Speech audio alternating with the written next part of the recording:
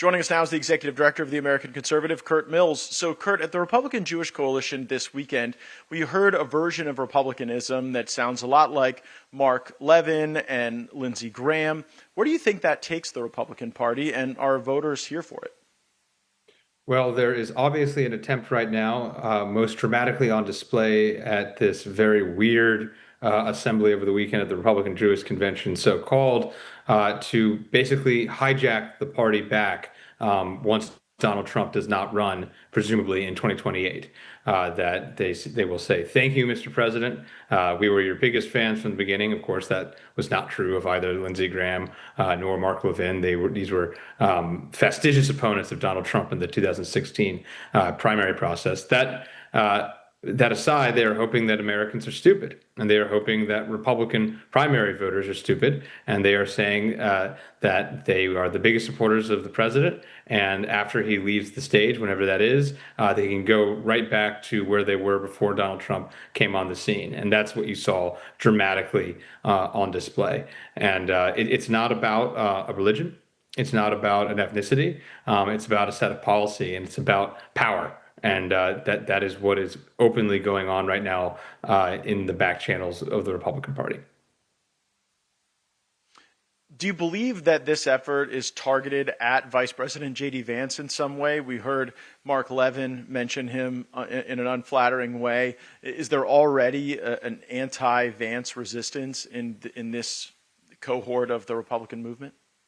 I think they're trying to set off a political bomb, and if the vice president is a casualty, that's just fine and dandy as far as the that perspective goes. At this convention, there's been widespread reporting that Marco Rubio was talked about as a good president, and of course, not far behind the scenes is an all but certain run by Ted Cruz, who's a favorite of this crowd as well. Again, neither of these figures are Jewish, not about religion, but these are clear challengers to Vance.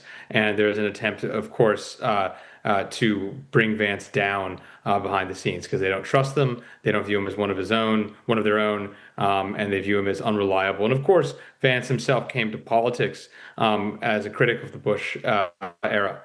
Even in 2016, when he was sort of a weird never Trumper, his criticisms of Trump were not actually about policy. He actually said that Trump did a great job at the South Carolina debate, that he was a potentially welcome vehicle to turn the pages on the Bush years. His criticisms of Trump are personal, and obviously he's made up of the family now and is the vice president. Yeah, you'll have a lot of competition for the Israel First vote in the 2028 primary. You could have Marco Rubio, Ted Cruz, Ron DeSantis. I mean, Mike Pompeo still wants to be president. He literally gave his 2020 convention speech from Jerusalem in a shilling and bizarre effort. So that could be a divided vote for sure. You've got a great new piece out in the American Conservative where you talk about anti-Semitism as the new canard on campus. What do you hope that viewers take from that piece? Yeah, I think number one, that I think that we should be honest brokers.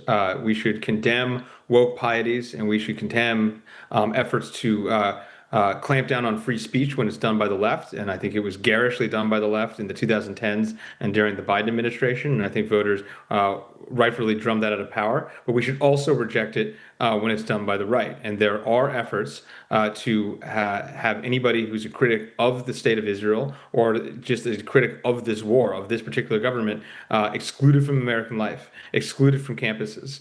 And I argue also that this is taking a lot of understandable energy on the immigration issue, where people want a more restrictionist policy, which I think is the correct policy, and actually channeling that to the purpose of only deporting critics of Israel. Sometimes the administration can give you that impression. Also on this piece, we talked a little bit about, or I talked about in the piece that where the magazine did about the fact that a lot of these efforts are being probably funded by surreptitious means, that a lot of the lawsuits that are going on in this arena are funded by, I don't want to say anonymous billionaires, but well-established players on the scene that, again, want to return to the Republican Party of the George W. Bush years. I think what you're seeing right now is, yes, Donald Trump is the president, but there's an effort to twist his legacy and to morph his policies back to the Mitt Romney, George W. Bush, old school Republican Party. They do not want this to be a permanent state of affairs. You would think this would be settled business after 10 years, but these folks very rarely say die. No, they are so confident, though, Curt. They believe they're going to continue to win messages on intervention as a policy pitch, and I just don't think the voters are going to be here for it. Curt Mills, Executive Director of the American Conservative, thanks for coming on and sharing your views.